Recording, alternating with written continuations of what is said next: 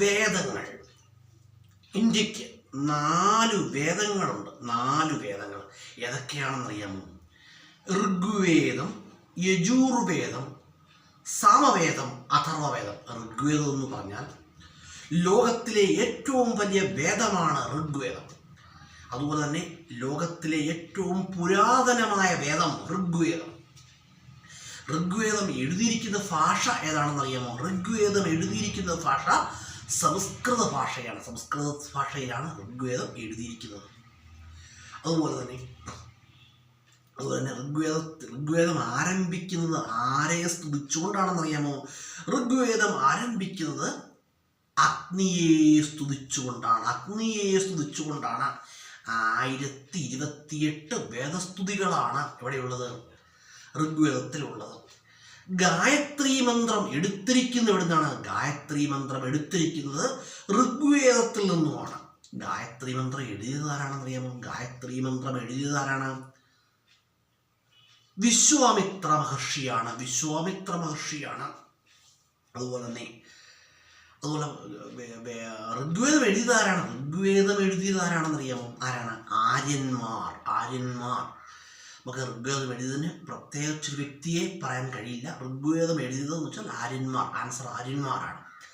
അതുപോലെ ഋഗ്വേദം ആദ്യമായിട്ട് മലയാളത്തിലേക്ക് വിവർത്തനം ചെയ്തത് ആരാണ്? ഋഗ്വേദം ആദ്യമായിട്ട് മലയാളത്തിലേക്ക് വിവർത്തനം ചെയ്തത് വള്ളത്തോൾ നാരായണ മേനോനാണ്. ഋഗ്വേദം ആദ്യമായിട്ട് ഇംഗ്ലീഷിലേക്ക് വിവർത്തനം ചെയ്തത് ആരാണ്? മാക്സ് മൂളറാണ്. ഋഗ്വേദം ആദ്യമായിട്ട് ഹിന്ദിയിലേക്ക് വിവർത്തനം ചെയ്തു സ്വാമി ദയാനന്ദ സരസ്വതി. അതുപോലെ തന്നെ യജുർവേദം കർമ്മങ്ങളെക്കുറിച്ചും യാഗങ്ങളെക്കുറിച്ചും ഒക്കെ പ്രതിപാദിക്കുന്ന വേദമാണ് യജുർവേദം. അതുപോലെ തന്നെ സാമവേദം ചരിത്രകാരന് ആവശ്യമില്ലാത്ത വേദമാണ്. സാമവേദം. സംഗീത വേദം എന്നറിയപ്പെടുന്നത് സാമവേദമാണ്. ഒരു ഗാനാലാപനം പോലെ ഗാനം ആലപിക്കുന്നത് പോലെ പാരായണം ചെയ്യുന്ന വേദമാണിത്. ഏത് വേദം? സാമവേദം. അതുപോലെ തന്നെ നമ്മുടെ ശാസ്ത്രീയ സംഗീതത്തിൻ്റെ അടിത്തറ, ഇന്ത്യൻ ശാസ്ത്രീയ സംഗീതത്തിൻ്റെ അടിത്തറ എന്ന് പറഞ്ഞാൽ സാമവേദമാണ്. അതുപോലെ Atharvaveda, book of black magic അറിയപ്പെടുന്നത് അഥർവവേദമാണ്. അഥർവവേദം. അതുപോലെ മന്ത്രങ്ങളുടെയും മന്ത്രോച്ചാരണങ്ങളുടെയും വേദം അഥർവവേദമാണ്. അതുപോലെ ആയുർവേദം രൂപം കൊണ്ടിരിക്കുന്ന വേദം ഏതാണ്? അഥർവവേദമാണ്. അഥർവവേദം.